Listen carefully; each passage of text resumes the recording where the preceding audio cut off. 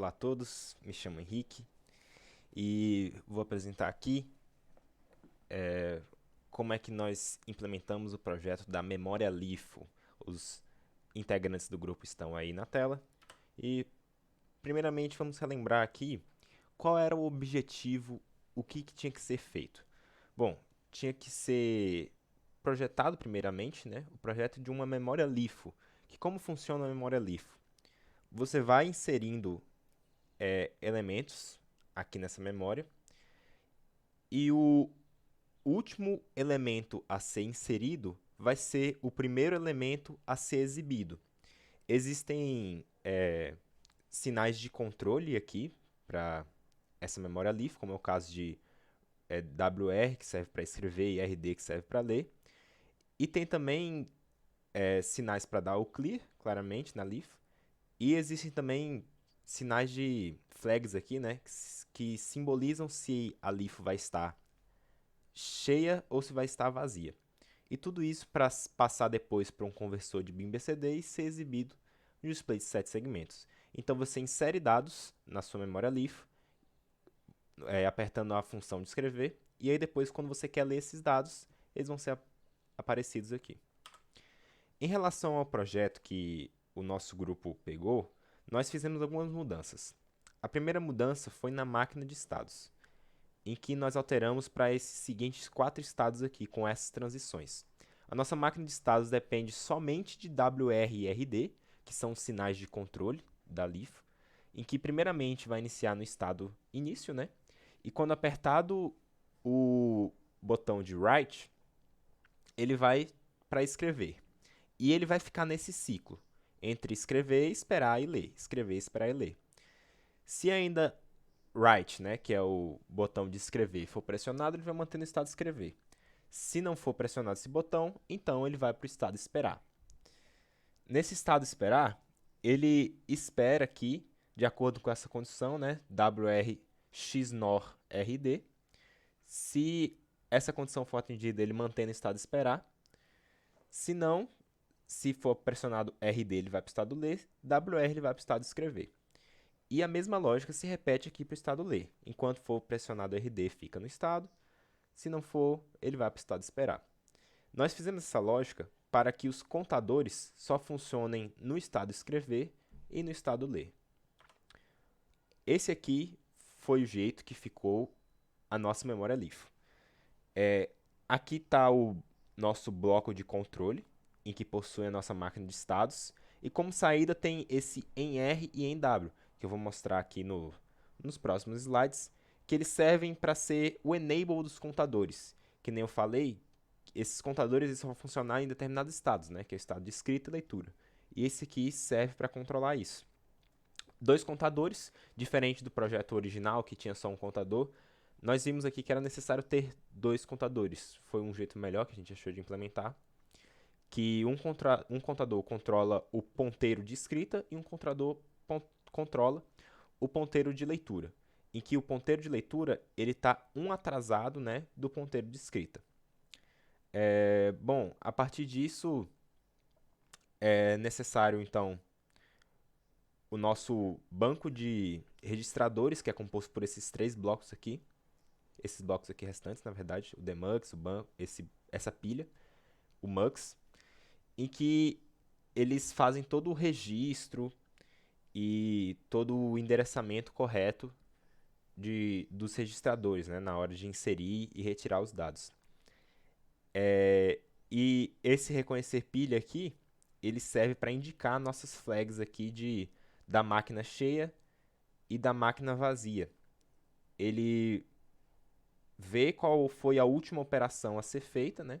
Eu vou mostrar mais para frente como funciona esse bloco. E a partir disso ele faz uma comparação para identificar aonde que a nossa pilha está. Aqui esse banco rege, essa pilha, né, na verdade, ela tem 16 registradores de 13 bits. E aqui esse load read, ele é necessário para que só exiba o valor quando for pressionado RD. durante o registro WR não vai ser exibido nenhum valor. Vai ser exibido 000, que é o valor em que inicializa os registradores. Esse aqui é o bloco de controle, como eu falei, tem esse enable dos dois ponteiros, em que o enable do ponteiro de escrita só vai funcionar quando a máquina estiver no estado de escrita, e o enable de leitura só vai funcionar quando a máquina estiver no estado de leitura. Esse aqui é o bloco reconhece pilha, como eu falei. Este latch, ele é só um flip-flop JK, para que ele consiga, através desses dois enables aqui, descobrir qual foi a última operação que foi feita. E a partir disso, ele vai comparar aqui com 000. Ele vai comparar com o número 0, o ponteiro de escrita. Porque aí, dependendo, se a máquina tiver 0, tudo zerado, mas a última operação foi uma escrita, então a máquina ela está cheia. Aí, se ela estiver totalmente zerada e a última operação foi uma leitura, então a máquina vai estar vazia. É desse jeito que funciona o bloco reconhece pilha. Esse aqui foi o Mux que Marco Antônio fez, que tem essa negócio aqui que ele fez aqui, e que eu acho que ele levou muito a sério esse negócio de que tem palavras no banco registrador, que ele colocou o alfabeto inteiro aqui. Mas enfim, vamos agora para as simulações. Pegamos todos os componentes que fizemos, como está explicado no datapath lá que eu mostrei, e fizemos algumas simulações. A primeira simulação é para a situação normal. E o que acontece? Estou colocando valores aqui na nossa pilha. Pressionei aqui o botão de escrita 3 vezes, certo? No início, mostrou que a nossa pilha está vazia. Pressionei 3 vezes, então tem que ser registrado esses 3 valores. Registrados esses 3 valores, como vocês podem ver, o ponteiro de escrita está um atrás o ponteiro de escrita, na verdade, está um à frente do de leitura. Apertei 3 vezes para ele ler, então ele vai ler esses 3 valores. O primeiro valor, o último valor, na verdade, que eu coloquei vai ser o primeiro a sair. Então, como vocês podem ver, é o primeiro a sair, o segundo a sair e o terceiro a sair. Aqui indica que a nossa máquina está vazia de novo. Ela não chegou a ficar cheia porque eu não preenchi todos os registradores da máquina. Mas ele conseguiu inserir, né, registrar os valores e reconhecer e exibir com sucesso aqui. A próxima situação é você ler sem escrever nada antes. Bom, com isso vai ser exibido 000, porque nenhum dos ponteiros vai andar, né? E a máquina vai ficar vazia, porque não tem como você dar a ordem de leitura sem você ter escrito nada antes, né? Ele não vai exibir, obviamente, nada. Ler com a pilha vazia. O que aconteceu aqui? Estou registrando um valor, mostrou aqui que está vazio, e aí eu botei para ler 3 valores. O que vai acontecer? Ele leu o valor que eu registrei, indicou que está vazia a pilha, só que aí eu continuei forçando a leitura dele.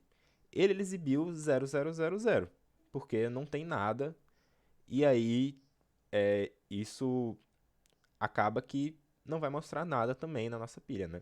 Porque eu estou forçando ler um valor que não foi registrado. E aqui tem escrever com a máquina cheia. Eu estou escrevendo aqui várias vezes, e não estou lendo nenhuma vez. Ou seja, no início vai estar vazia a nossa máquina, e aí aqui, quando o ponteiro de escrita for 000 de novo, e a última operação for uma escrita, né, como é o caso aqui, vai dar que a máquina está cheia. Só que aí depois disso, os valores vão ser sobrescrevidos, que acaba gerando um problema, porque não dá para você fazer essa seguinte operação, né? Você não sabe, na verdade, qual dado que você vai estar escrevendo, né? Porque você vai estar sobrescrevendo todos os dados.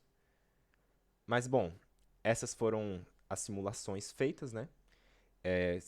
Caso queiram ver os códigos que nós utilizamos, eu vou deixar o link do repositório no GitHub na descrição. E é isso. Obrigado.